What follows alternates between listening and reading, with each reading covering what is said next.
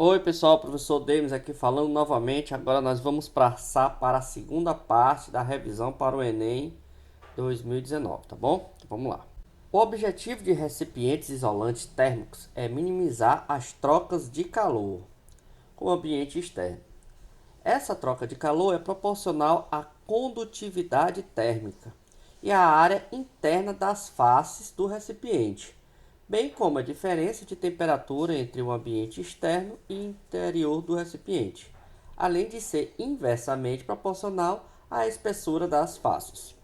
A fim de avaliar a qualidade de dois recipientes, recipiente A com distâncias 40, 40 e 40 centímetros e B 60 centímetros, 40 centímetros e 40 centímetros, de face de mesma espessura, o estudante compara sua condutividade térmica, o Ka e o Kb. Para isso, suspende dentro de cada recipiente blocos idênticos de gelo a 0 °C, de modo que suas superfícies estejam em contato apenas com o ar. Após um intervalo de tempo, ele abre os recipientes enquanto ambos ainda contêm um pouco de gelo e verifica que a massa de gelo que se fundiu no recipiente B foi o dobro do recipiente A. A razão Ka com Kb é mais próxima de. Então, pessoal, nós temos aqui uma questão envolvendo fluxo de calor. E nós temos que lembrar de algumas formulazinhas. A primeira dela é a formulazinha geral aí do fluxo de calor, que é dado por essa constante K aqui, da condutividade, a área de superfície, a variação de temperatura, dividido pela espessura. Agora nós temos que ver a área interna dos recipientes. Nós temos dois no caso. Nós temos o ar. O ar, ele é um cubo com lados. Todo cubo tem os lados iguais, de 40 centímetros. Um cubo, ele tem 6 áreas. Então a área vai ser 6 vezes 40 centímetros. Vezes 40 centímetros, que é cada uma dessas áreas aqui. Então 40 vezes 40 é a área aqui do quadrado. Como a área interna do cubo aqui são 6, então são 6 vezes 40 vezes 40. Então nós temos aqui uma área de superfície aqui do cubo de 9.600 centímetros quadrados. Já do B é um paralelepípedo. Aqui, como ele diz que tem que ter a mesma espessura, que portanto é 40. Aí vai sobrar 60 vezes 40. Então aqui é 60 e aqui é 40. Então a área interna do B, nós vamos ter 4 lados desse maior de 40 vezes 60. Então nós temos 4 vezes 40 vezes 60, mais as duas de cima, que vai ser 40 vezes 40 centímetros. Então a área interna do B vai ter uma área total aqui de 12.800 centímetros quadrados. Como há, pessoal, uma mudança de estado, porque o gelo ele vai derreter, nós estamos falando de calor latente. Então, essa fórmulazinha aqui de fluxo, o que é o fluxo? Fluxo nada mais é do que a quantidade de calor pelo intervalo de tempo. Só que essa quantidade de calor, como é calor latente, é massa vezes esse L, que é o calor latente, dividido pelo intervalo de tempo. Mas nós também temos essa fórmulazinha inicial aqui. Então nós vamos igualar tudo. Vamos colocar aqui como K vezes a área vezes a variação da temperatura. Vou botar um deltazinho aqui do lado, dividido pela espessura. Então nós vamos estar trabalhando com essa igualdade aqui, ó. E o que a questão nos quer? A razão entre o Ka e o Kb. Então, vou botar aqui de outra cor, para a gente não confundir. Vou colocar aqui, ó, o Ka dividido pelo Kb. Então, quem vai ser o Ka? Isolando esse aqui, esse E passa para o outro lado. esse K aqui, ó, esse K total aqui, vai ser o E vezes o M vezes o L, ó, o E passou para lá multiplicando, dividido o A e a variação de temperatura passa para o outro lado. Então, A variação de temperatura vezes a variação do tempo. Então, com essa formulazinha aqui, a gente substitui aqui, no caso K, que é a B. Então, nós temos E vezes L, a ordem aqui não interfere, né? Dividido pela área, 9.600, vezes delta T, ou delta aqui, esse aqui é de temperatura, tá bom, pessoal? Aqui é a nossa variação de temperatura, tá bom? Vou colocar aqui igual. Vezes a variação do tempo. Aí aqui embaixo, 2 mLe. Por que 2 mLe? Porque ele diz que é o dobro. A questão ele fala, ó, o dobro. 2 mLe dividido por 12.800 vezes a variação de temperatura vezes ΔT. Observa aqui na equação que tem muita coisa igual aqui. Então você vai sair cortando o que tiver igual aqui. Por exemplo, esses dois, esse L, esse M, esse ΔT, a variação da temperatura. Então, de modo que agora você vai ter só a razão aqui. Portanto, aqui, se você fizer o cálculo, nós temos QA e QB. Nós vamos ter um valor aproximadamente de 0,67. Então, a resposta correta, 0,67. A próxima questão é uma questão teórica, né? Em 1962, um jingle vinheta musical criada por Heitor, que fez tanto sucesso que extrapolou as fronteiras da rádio e chegou à televisão ilustrada como um desenho animado. Nele, uma pessoa respondia ao fantasma que batia em sua porta, personificado o frio, que não deixaria entrar, por não abriria a porta, e compraria lãs e cobertores para aquecer sua casa. Apesar de memorável, tal comercial televisivo continha incorreções a respeito dos conceitos físicos relativos à calorimetria. Para solucionar essas incorreções, deve-se associar à porta e à cobertura, respectivamente, a função de. Resposta correta, letra C. Minimizar a perda de calor pela casa e pelos corpos. Porque aqui, quando a gente temos a ideia de frio, pessoal, na física, ela não existe, que seria uma ausência de calor. Seria o nosso zero absoluto. Nós já estudamos e vimos que isso aqui é impossível. Então, a única alternativa correta aqui que você pode analisar as alternativas vai ser a letra C, minimizar a perda de calor. Essa é a função das lãs. Os olhos humanos normalmente têm 3 tipos de cores, responsáveis pela percepção das cores. Um tipo para tons vermelhos, um para tons azuis e outros para tons verdes. As diversas cores que enxergamos são resultado da percepção de cores básicos, como mostra a figura. A protanopia é um tipo de daltonismo que há uma diminuição ou ausência de receptores da cor vermelha. Considere um teste com 2 voluntários. Uma pessoa com visão normal e outra com caso severo de protanopia. Nesse teste, eles devem escrever a cor dos cartões que lhes são mostrados. São utilizadas as cores indicadas na figura. Para qual cartão os 2 voluntários identificarão a mesma cor? Então, pessoal, nós temos uma pessoa com visão normal e a outra com problema para enxergar o vermelho. E aí ele pergunta qual dos cartões os 2 voluntários vão apresentar a mesma cor. Ou seja, não pode ter a cor relacionada com vermelho. Então, se você olhar aqui, ó, você vai olhar aqui, o que acontece? Eles não podem conter nada do vermelho. Nada do vermelho. Então, por exemplo, aqui está mostrando aqui. O que é o amarelo? Ó, o amarelo é a junção do vermelho com o verde. O que é a cor ou a cor branca? O branco é a junção do vermelho, verde e o azul. A magenta é a junção de vermelho com azul. O ciano é o azul com verde. E assim sucessivamente, né? E você tem a relação aqui, muito parecida com aquela relação de conjunto também na matemática.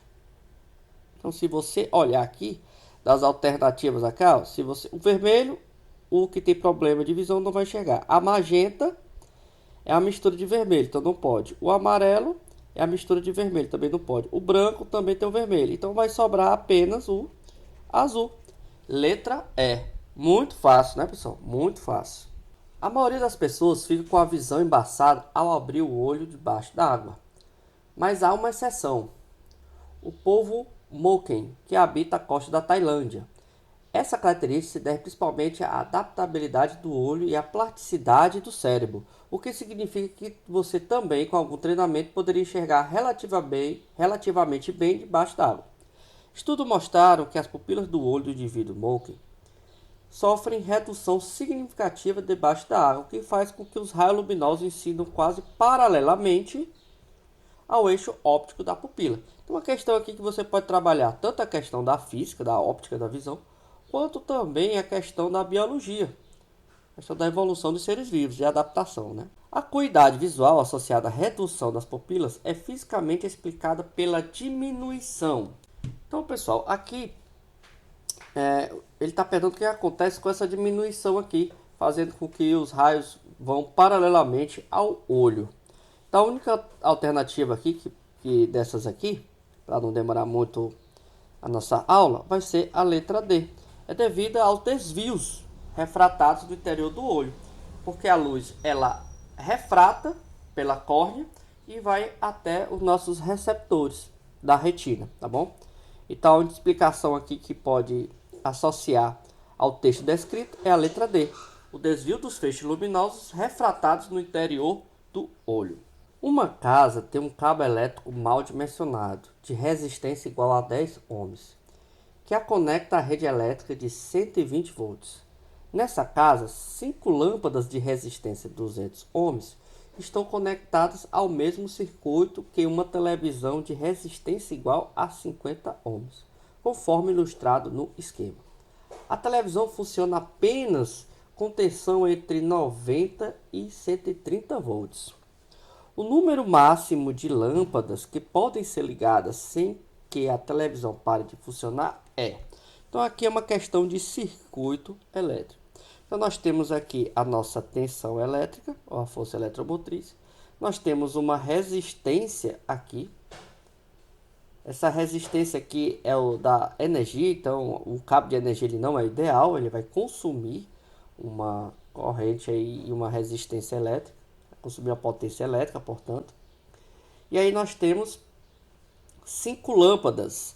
Então nós temos aqui as nossas lâmpadas de 200 ohms. Elas estão conectadas com um circuito de resistência 50 ohms. A televisão funciona apenas com 90 e 130 volts. Então cada uma dessas lâmpadas vai puxar um pouquinho da tensão. Então primeiro nós vamos descobrir aqui qual é a corrente elétrica que passa sobre a televisão. Então a formulazinha da tensão, ela vai ser a resistência, vou botar aqui da TV, vezes a corrente na TV. A tensão aqui, a questão nos fala aqui que vai ser a mínima aqui 90. Aqui a resistência é de 50. E aí vai sobrar a corrente da TV.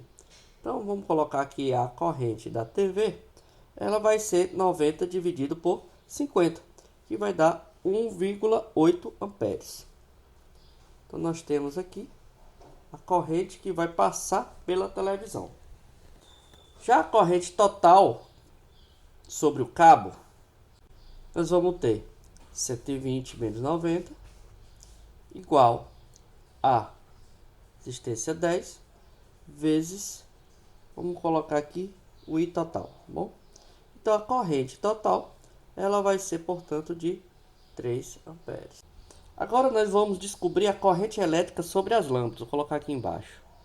Corrente sobre as lâmpadas. Então, pessoal, a corrente sobre as lâmpadas vai ser o I total menos o I da TV, que vai ser, portanto, 3 menos 1,8. Então, a corrente que vai para as lâmpadas, ela é de 1,2 amperes. Então, essa aqui é a total. Vamos colocar aqui das lâmpadas, tá bom, pessoal? Agora, como nós temos aí várias lâmpadas, então é interessante nós descobrirmos agora a corrente de cada lâmpada. Vou colocar aqui de cada lâmpada. Então vamos colocar. Então nós temos aqui a tensão aqui da TV vezes SRL vezes o I das lâmpadas. Então nós temos aqui 90, nós temos 200 resistência de cada lâmpada e da lâmpada. Então a corrente da lâmpada vai ser de 0,45 amperes. Então cada lâmpada vai ter 45 amperes. Então, pessoal, o que acontece? 0,45 o número de lâmpadas tem que ser menor ou igual a 1,2 para poder chegar na televisão. Então esse N vai ser menor ou igual a 2,67. Como nós não temos metade de uma lâmpada, a lâmpada tem que ser um número inteiro, então o valor vai ser 2. Então a resposta correta aí vai ser letra B. O espectrômetro de massa de tempo de voo é um dispositivo utilizado para medir a massa de íons. Nele, um íon de carga elétrica Q é lançado em uma região de campo magnético constante B, descrevendo uma trajetória helicoidal, conforme a figura. Essa trajetória é formada pela composição de movimento circular uniforme no plano YZ e uma translação ao longo do eixo X. A vantagem desse dispositivo é que a velocidade angular do movimento helicoidal do íon é independente da sua velocidade inicial. O dispositivo então mede o tempo t de voo para n voltas do íon. Logo, com base nos valores de Q, B, N e T, pode-se determinar a massa do íon. A massa do íon, medida por esse dispositivo, será... Aqui ficou um pouco espaço, eu vou tentar escrever tudo pequenininho aqui, tá bom? Então, vamos lá. Primeiro nós vamos falar sobre o raio da órbita da partícula. Vou colocar aqui. Raio de órbita. O raio de órbita, a força magnética, ela vai ser igual à força centrípeta. Então, a gente já viu em magnetismo que vai ser QBV, a carga, o campo e a velocidade, vai ser igual à força centrípeta, que é máxima de aceleração centrípeta, que é a velocidade ao quadrado dividido por R. Então, o raio aqui é mv sobre QB. Você dando uma olhadinha no livro didático, você vai lembrar dessa formulazinha aqui. Então, nós vamos ver o período. O período também você encontra lá, facinho aqui no livro texto, que vai ser o que? 2πr, que é uma circunferência, dividido pelo tempo, que é o período aqui. Então, você vai encontrar aqui que o período, você igualando as duas, vai ser igual a 2πm dividido por QB. Basta você pegar esse valor do raio e substituir nessa funçãozinha aqui, tá bom? Então, como cada íon vai descrever n voltas no intervalo de tempo, aí você vai ter que o tempo aqui vai ser o período de n voltas. E o n voltas vai ser 2πm,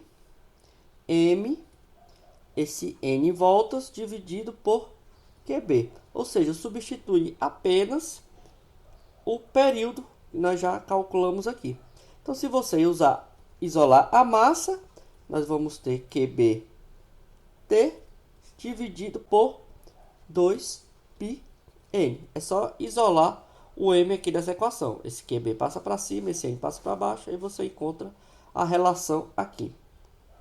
Portanto, aqui a resposta correta é a letra A. As redes de alta tensão para transmissão de energia elétrica geram um campo magnético variável, o suficiente para induzir corrente elétrica no arame das cercas. Tanto os animais quanto os funcionários das propriedades rurais e das concessionárias de energia devem ter muito cuidado ao se aproximar de uma cerca quando esta estiver próxima a uma rede de alta tensão, pois se tocarem no arame da cerca poderão sofrer um choque elétrico. Para minimizar este tipo de problema, deve-se. Então, pessoal, aqui a alternativa correta vai ser a letra A, fazer o aterramento dos arames da cerca. Por quê? Porque quando você vai fazer o aterramento, todos os elétrons que tiver em excesso ou sobrando, eles vão ser descarregados aqui para a terra. Então, toda vez que tiver um componente elétrico ou um sistema como esse elétrico ligado no aterramento, não vai ser possível carregar eletricamente o corpo. Ele descarrega totalmente. Então, a alternativa correta vai ser a letra A, porque aterrando não tem perigo de ter choque algum. Vamos para a nossa última questão. Quando se considera a extrema velocidade com que a luz se espalha por todos os lados e que, quando vem de diferentes lugares, mesmo totalmente opostos, os raios luminosos se atravessam uns aos outros sem se atrapalharem, compreende-se que, quando vemos um objeto luminoso, isso não poderia ocorrer pelo transporte de matéria que venha do objeto até nós, como uma flecha ou bala atravessa o ar, pois certamente isso repugna bastante a essas duas propriedades da luz, principalmente a última.